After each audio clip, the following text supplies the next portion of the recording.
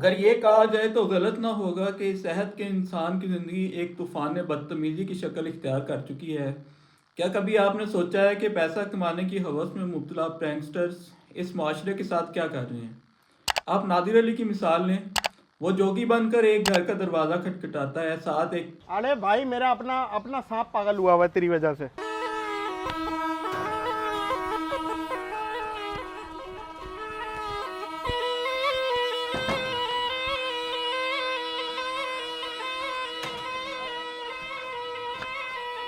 پیشہ ور سپیرا بین بجا رہا ہے۔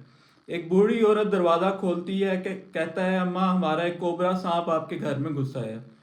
حیرت زدہ بوڑھی عورت کہتی ہے یہاں تو کوئی سانپ نہیں۔ جوگی نما بہروپیہ کہتا ہے سانپ یہی ہے، اس کے منہ میں سگریٹ بھی تھا۔ اس کے ساتھ اس پیرا بین بجانا شروع کر دیتا ہے اور بہروپیہ گلی میں ناچنا شروع کر دیتا ہے۔ بوڑھی عورت بیچاری یہ تماشا دیکھ رہی ہے، اسے نہیں پتا کہ گلی میں 2 عدد کیمرے نصب ہیں۔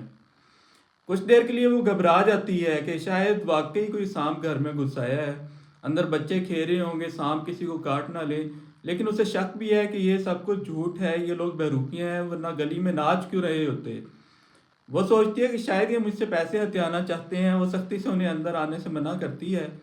اسے اچھی طرح زج کرنے، اس کی پرائیویسی کا بیڑا غرق کرنے اور گلی میں ناچنے کے بعد بہروپیہ انکشاف کرتا ہے ہم تو پرینک کر رہے تھے، وہ لگا ہوا ہے کیمرہ، ہاتھ ہلا دیں۔ بیچاری خجل بوڑھی عورت کے چہرے پر لکھا ہے کہ کاش میں اس کیمرے کو آگ لگا سکتی، 4 مشٹنڈے مردوں سے وہ بیچاری کیا الجھ سکتی ہے، جان بچی سو لاکھوں پائے۔ کسی سے انہوں نے اجازت حاصل نہیں کی کہ اس ویڈیو کو یوٹیوب پہ اپلوڈ کیا جائے گا۔ کوئی اور عورت ہوتی تو شاید اس خوف سے ہی زمین پہ گر جاتی کہ گھر میں سانپ گھس آیا ہے۔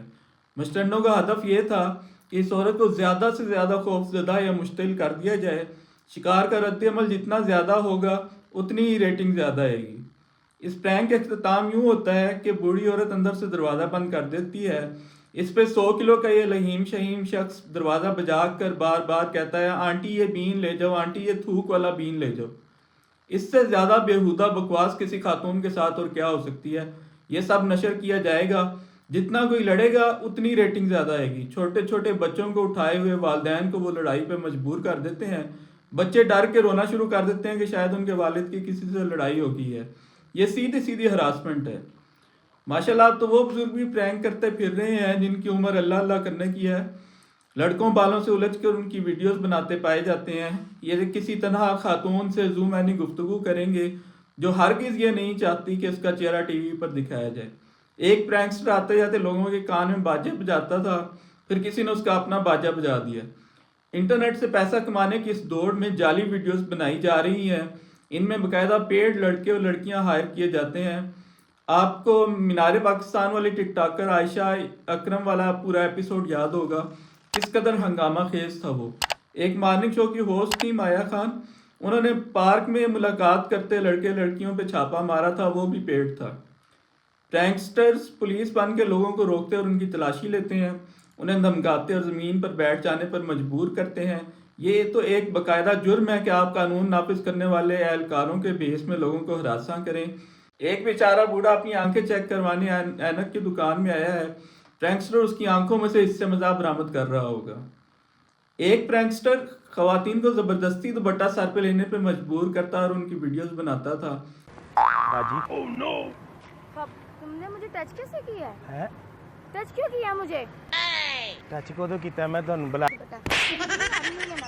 تسی دوپٹہ تسی لینا ہے، نہیں لینا دوپٹہ مجھے۔ کیوں نہیں لینا؟ چپیڑ کے مارتے کیوں تسی اکٹھا کرو گے انج ننگے سر تے کیوں پھر دیاں پئیاں؟ میری مرضی ہے، کیوں تہاڈی مرضی؟ باجی ہے دوپٹہ لے لو تہاڈی۔ حتیٰ کہ ہاتھا پائی شروع ہو جاتی۔ اگر اس معاشرے میں کسی لڑکی کی ویڈیو اس کے محلے والے دیکھیں تو اسے کتنے مسائل کا سامنا کرنا پڑ سکتا ہے۔ اس پرینکسٹر کو پھر کچھ عرصہ جیل میں گزارنا پڑا۔ یہ کون لوگ ہیں، کہاں سے ہم پر مسلط ہو گئے ہیں، کیا انہیں کوئی پوچھنے والا نہیں؟ کبھی کبھی تو ایسا لگتا ہے کہ ہم ایک اندھیر نگری میں جی رہے ہیں، جس معاشرے میں لوگ گرفتار نہ کرنے کے عدالتی احکامات کے باوجود عدالتوں میں سے ہی اٹھا لیے جائیں، جس ملک کے سب سے مقبول لیڈر پہ 200 مقدمے قائم کر دیے جائیں، وہاں پرینکس کو کون پوچھتا ہے؟ کون سا قانون، کیسا قانون، جس کا کیمرہ اس کا پرینک۔